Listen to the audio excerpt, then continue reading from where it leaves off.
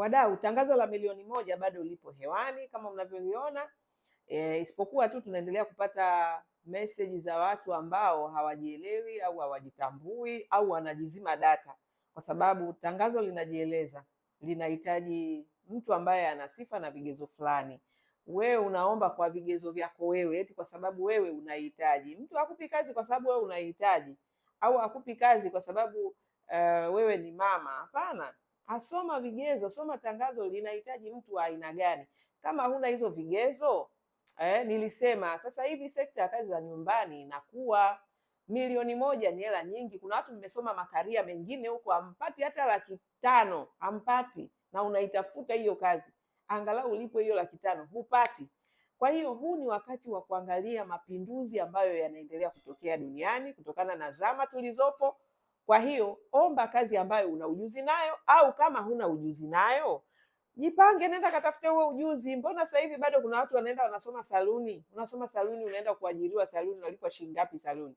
Na unalipa ada kwa ajili ya kusomea hiyo saluni. Bado mnasoma sijui kompyuta. Ukitoka hapo unaanza kuhangaika. Kwa hiyo ni kipindi ambacho, ni majira ambayo unaweza ukaangalia demand. Yaani sasa hivi ndio kwanza soko la kazi za ndani linaanza. Kwa hiyo kama huna vigezo, badala ya kujitutumua na kujizima data na kuomba kazi ambayo huna vigezo nayo, bora uingie kozi ukasome. Kwa sababu watu huku tunakokwenda, watu wataondokana na kitu kinachoitwa traditional. Nimeshaanza kuwapa awareness kwamba traditional dada ni watu ambao wana uwezo mdogo. Haiwezekani wewe msomi mzima ambaye tayari umeshajiwekeza, investment yako ni kubwa kwa watoto wako, kwenye mali zako, mali ulizonazo, yani kwenye kila kitu chako, lakini eti mtu unayemleta kulinda na kushiriki katika ile investment kuanzia watoto, kwa sababu kwenye malezi na makuzi ya watoto unamleta mtu kwa ajili ya kushiriki kwenye malezi ya mtoto kwa maana ya makuzi na ustawi wake. Sasa unaletaje mtu ambaye uwezo wake ni mdogo sana kwa sababu tu ulizoea kuwalipa 30,000? Hapana, majira yamebadilika. Kama huwezi kutumia kitochi kwenye zama za leo, kila mtu, hata kama una kitochi, una smartphone, maana yake unajua kwenye dunia ya sasa lazima niwe na smartphone. Kwa nini usiwe na smart dada? Kwa nini usiwe na mtu ambaye ana upeo, ana uwezo, anaweza kushiriki kwenye hiyo, yani ustawi wa familia yako, mtu ambaye anaweza kulinda aseti zako kuanzia watoto wako na mali zako? Kwa nini? Kwa hiyo huko ndio dunia inakoenda, ingawaje wengine mnajizima data na kwenda sijui hata nisemeje, yani bado ni kama hamuamini, lakini kwenye mambo mengine mmebadilika. Wanawake mko bize kuweka mawigi mazuri ambayo huko zamani mlikuwa hamweki, mnaweka makalio, mnaweka sijui nini, mnakata manyama ya tumbo, mambo ambayo mama zetu huko nyuma hawajafanya. Lakini eti kwenye kuweka up dada ambaye ni up to date, dada wa kisasa ambaye ataendana na mahitaji ya sasa, hapo tu ndio kuna shida.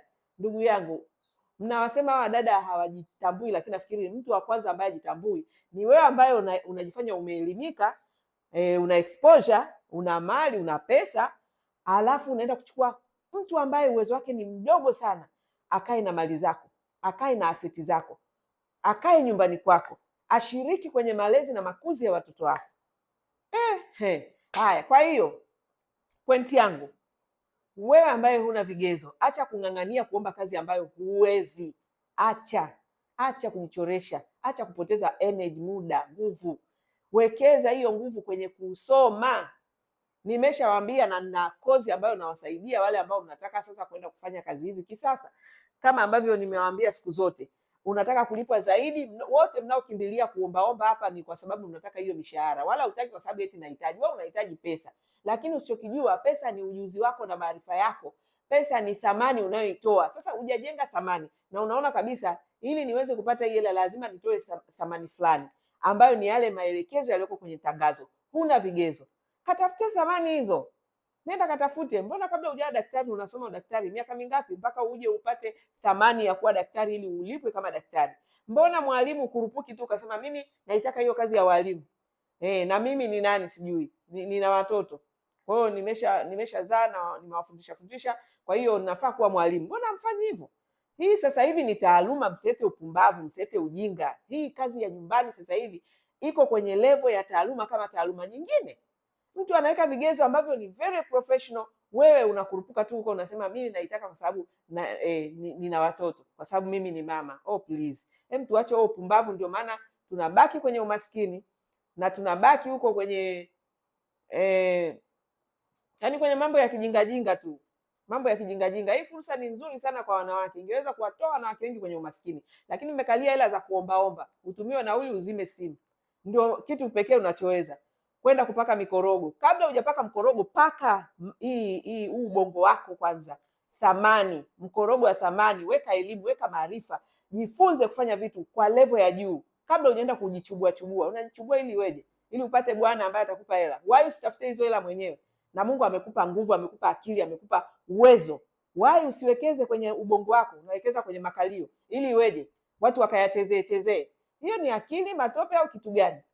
Kwa hiyo mpo, sio kwamba watu hawapo, watu wako wengi, lakini hawana thamani. Yaani ni takataka, hakuna kitu, hakuna anachoweza kukifanya, hakuna anachoweza kukitoa cha maana zaidi tu ya mkorogo wake na makalio yake. Ndio kitu ambacho amerithi au anaona cha maana. Jamani wanawake, acheni upumbavu, acheni ujinga. Hizo meseji zenu za kijingajinga za kuomba kazi ambazo hamna uwezo nazo muache. Kama unaona huna ujuzi kabisa, nenda kwenye level ya traditional, kaanzie huko. Anzia huko, kwa sababu kule hakuhitaji vyeti, hakuhitaji taaluma. Level ya traditional unaweza tu ukaanza kwa kujifunza na baadaye ukapanda. Okay?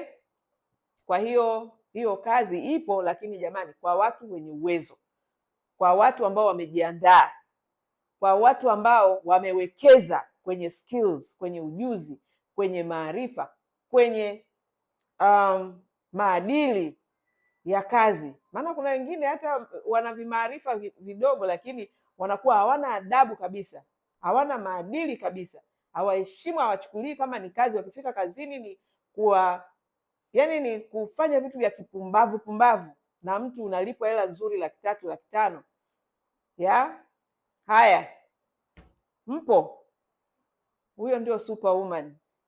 Ukitaka kuwa superwoman, ndugu yangu, acha kujitilisha huruma. Mimi ni mama, nataka kwa sababu mimi ni mama, nataka kwa sababu mimi naitaka, nipe hiyo kazi. No, tuache hizo fikra za kimaskini. Sasa twende kwenye soko linataka nini.